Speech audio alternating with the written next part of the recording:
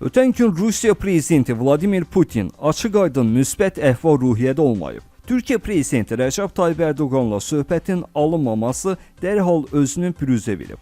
Rusiya və Ukrayna arasında hərbi münaqişə ətrafında vəziyyəti anlamaqda ortaq nöqtələr tapılmayıb. Erdoğan açıq şəkildə Putinin əməliyyat apardığı barədə verdiyi məlumatlara inanmır və Rusiya hərbi gəmiləri üçün boğazları, Rusiya hərbi təyyarələri üçün isə səmanı açmaq istəmir və öz növbəsində Erdoğan da Putini nəinki sülh şəraitində minimum güzəştə getməyə və Ukrayna ilə razılaşmaya və ya barışıq əldə etməyə, hətta öz məsuliyyəti altında humanitar missiyaları yerinə getirməyə belə inandıra bilmir. Putinin BMT baş katibi ilə görüşü deklarativ xarakter daşıyıb. Tərəflər baş verən hadisələrlə bağlı fikir mübadiləsi aparsalar da hər biri öz nöqteyi nəzərində qalıb və yeganə irəliləyiş Rusiya tərəfinin Ukrayna ərazisində BMT-nin humanitar missiyalarının olmasının müzakirəsinə razılıq verməsi sayıla bilər.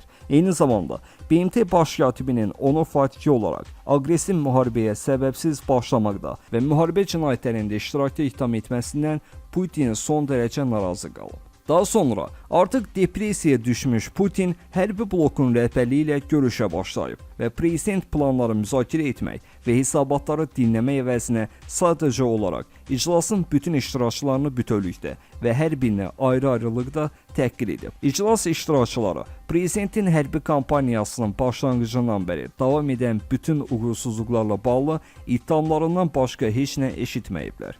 Prezidentdən başqa heç kim danışmayıb və Putin 20 dəqiqədən sonra görüşü hamınız cəhənnəmə olun, axmaqlar sözləri ilə tamamlayıb. Daha sonra Putin eyni ruhda güc blokunun rəhbərliyi ilə də görüş keçirib. Fərq onda olub ki, bu görüş daha uzun sürüb və bir neçə iştirakçı özlərinə haqq qazandırmağa cəhd edə biliblər. FTB-nin ikinci xidmətinin tam rəhbərliyi, eləcə də Bortnikovun mavini Karelev paylarına alıblar. Digərlərinə də söyüş yağışından nəsə çatıb, amma daha az dərəcədə. Putin görüşü ənənəvi nəticə çıxarmaq vədi ilə yekunlaşdırıb. Axşam saatlarında görünür, həddindən artıq əsəb və həyəcan səbəbindən prezidentin tibbi yardıma ehtiyacı olub.